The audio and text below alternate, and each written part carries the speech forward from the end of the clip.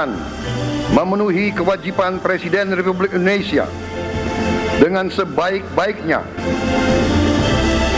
Pengeluaran-pengeluaran yang mubazir, pengeluaran-pengeluaran yang alasan untuk nyolong, saya ingin dihentikan, dibersihkan.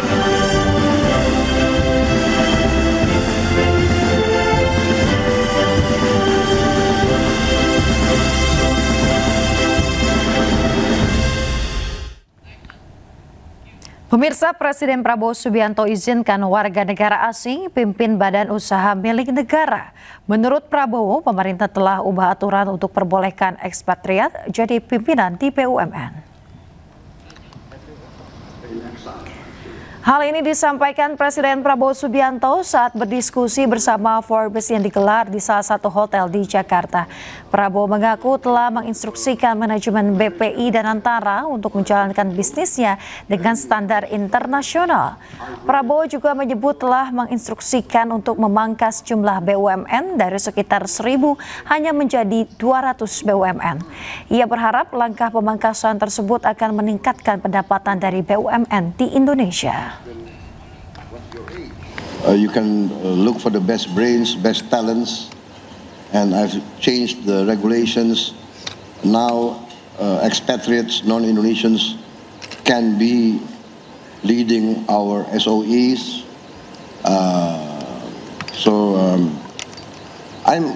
I'm very. Sementara itu, KPK menyebut bisa memproses hukum warga negara asing yang menduduki kursi pimpinan BUMN jika diduga melakukan tindak pidana korupsi. Sebab menurut juru bicara KPK Budi Prasetyo, pimpinan BUMN masuk dalam kategori penyelenggara negara. Memang di situ ada dugaan fraud, dugaan tindak pidana korupsi, KPK tetap bisa menangani. Karena memang secara ketentuan BUMN ini kan juga mengelola keuangan negara dan juga organ-organ di dalamnya adalah penyelenggara negara. Karena setiap penyelenggara negara pada prinsipnya punya kewajiban untuk melaporkan aset dan hartanya melalui LHKPN. Pemirsa, pemerintah berencana menghapus seluruh tunggakan iuran BPJS Kesehatan. Pemutihan berlaku untuk tunggakan yang sudah berjalan bertahun-tahun.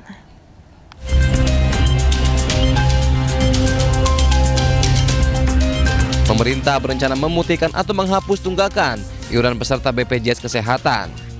Rencana penghapusan pertama kali diungkapkan oleh Mensesnek Prasetyo Hadi. Pemerintah sedang memverifikasi data penunggak BPJS Kesehatan. Sedang dipelajari dulu, dihitung dulu. Berarti itu akan segera diproses pemutihan tunggakan BPJS. Ada rencana seperti itu, tapi mohon waktu karena itu kan pasti harus dihitung, datanya juga harus diverifikasi, ya. Kemudian angka nominalnya juga harus dipertimbangkan kan. Mohon sabar menunggu. Rapat membahas penghapusan tunggakan iuran BPJS pun telah digelar. Hasilnya, BPJS Kesehatan akan ikuti perintah Presiden Prabowo untuk memutihkan tunggakan BPJS. Menurut Direktur Utama BPJS Ali Gufron Mukti, tunggakan yang akan dihapus adalah iuran yang sudah bertahun-tahun. Ia juga memastikan tidak akan ada masalah penghapusan. Nilai tunggakan BPJS Kesehatan mencapai 7,6 triliun rupiah. Jumlah peserta yang menunggak pun sebanyak 23 juta orang. Rencananya, pemutihan tunggakan akan mulai dieksekusi bulan depan. Lembaga Indeks Politika gelar survei terkait kepuasan atas kinerja Presiden Prabowo Subianto dan Kabinet Merah Putih. Hasilnya 83,5% responden puas dengan kinerja Presiden Prabowo.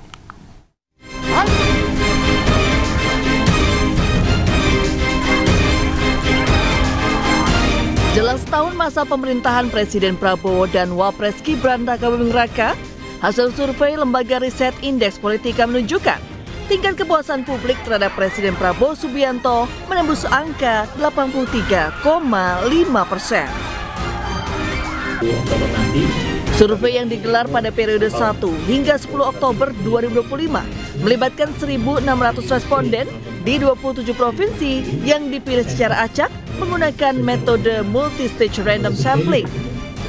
Margin error kurang lebih 3% dengan tingkat kepercayaan 95%. Sebanyak 90,8% responden mengaku mengetahui aktivitas dan kebijakan Presiden Prabowo dari pemberitaan di media.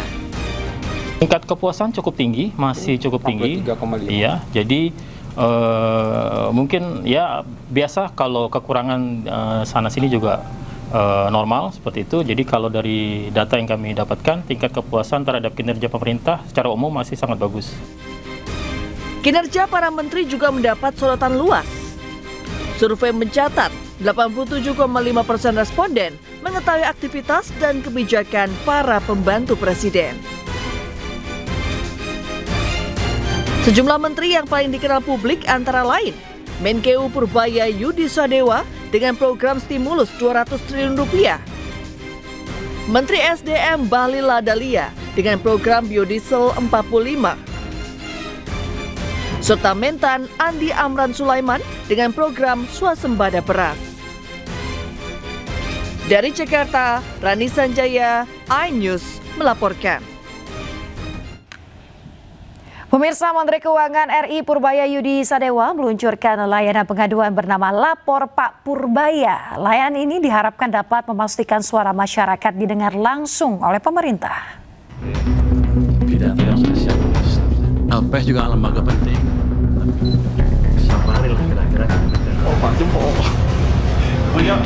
Menteri Keuangan RI Purbaya Yudi Sadewa tak henti-hentinya membuat gebrakan. Kali ini Menteri Koboi tersebut meluncurkan layanan pengaduan bernama Lapor Pak Purbaya. Layanan ini merupakan sarana masyarakat untuk sampaikan keluhan atau kendala terkait bea cukai dan pajak. Masyarakat dapat langsung mengirimi laporan melalui WhatsApp di nomor 0822 4040 6600. Setiap laporan harus mencantumkan nama lengkap dan email supaya dapat ditindaklanjuti oleh tim Kementerian Keuangan. Sebelumnya, inisiatif ini merupakan bagian komitmen Menkeu RI Purbaya untuk memperkuat integritas dan transparansi di lingkungan Kementerian Keuangan, serta memastikan suara masyarakat didengar langsung oleh pimpinan. Tim Liputan iNews melaporkan. Menteri Keuangan Purbaya Yudi Sadewa bertemu dengan petinggi Danantara.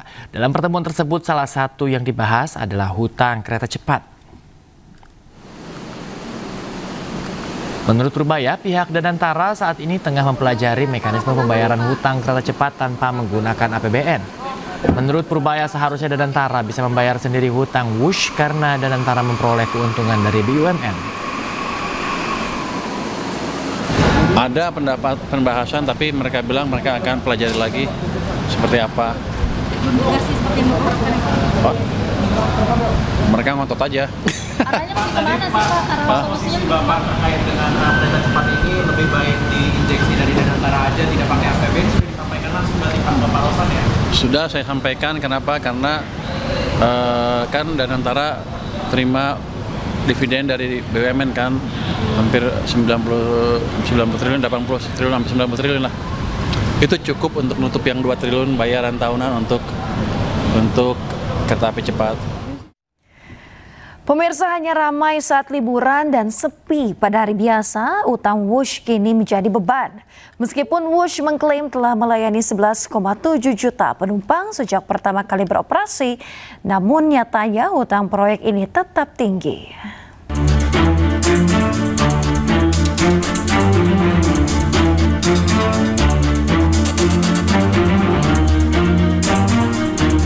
Kereta api cepat Jakarta-Bandung atau Wush kembali jadi sorotan terkait hutang yang menumpuk.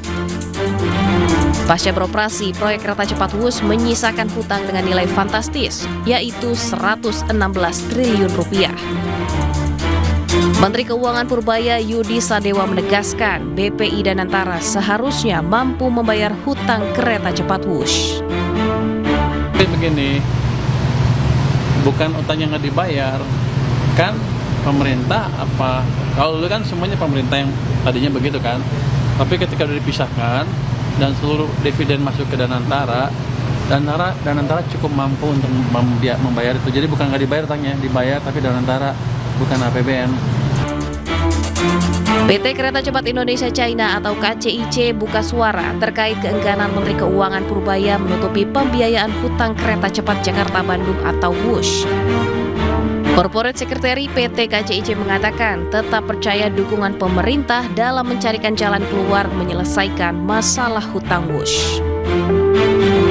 Sehingga KCIC percaya bahwa skema-skema yang saat ini sedang dibicarakan, sedang didiskusikan nantinya akan menjadi solusi yang terbaik.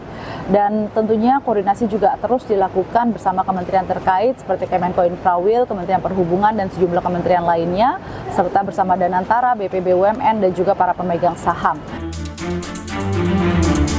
Sementara itu, Menko Polhukam periode 2019-2024 Mahfud MD menilai proyek WUSH yang digarap di era Presiden ke-7 Republik Indonesia Joko Widodo telah memberatkan keuangan negara. Bahkan Mahfud menduga pembengkakan hutang WUSH disebabkan adanya markup. Karena ada dugaan markup. Dugaan markupnya gini, Mas. Ya, itu harus diperiksa ini. Uang lari kemana? Menurut perhitungan pihak Indonesia, biaya per 1 kilometer kereta WUSH itu 52 juta US dollar. Tapi di Cina sendiri hitungannya 17 sampai 18 juta US dollar. Naik 3 kali lipat kan? Ini yang naikkan siapa? Uangnya kemana?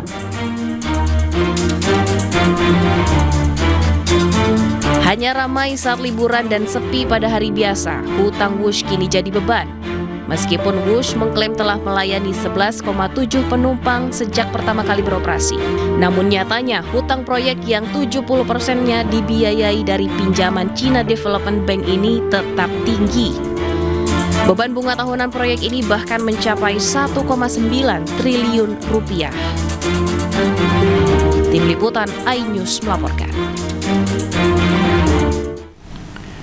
Ya, sementara itu Ketua KPK Setio Budianto merespon adanya isu dugaan markup di proyek kereta cepat Jakarta-Bandung atau WUSH. Setio meminta setiap dugaan tindak pidana korupsi harus memiliki data pendukung. Pak Mahfud bilang di podcastnya WUSH itu ada dugaan markup dari 17 juta per kilometer sampai ke 52, itu gimana Pak KPK temuan? Ya, sampai sekarang sih belum berinformasi ya, intinya dari internal gitu. Tapi kalau Pak Mahfud menyampaikan seperti itu ya, mudah-mudahan ada informasi, ada data, ada dokumen yang bisa mendukung penjelasan dari saya. Saya yakin. Pemirsa, Gubernur Jakarta Pramono Anung mendatangi Gedung Merah Putih KPK pada Kamis pagi.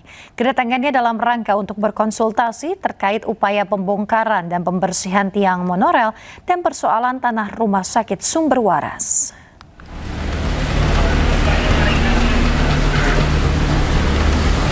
Kunjungan Gubernur Jakarta Pramono Anung bertujuan untuk melakukan audiensi dan konsultasi mengenai rencana pembongkaran atau pembersihan tiang monorail di Jalan Rasuna Said, Jakarta Selatan.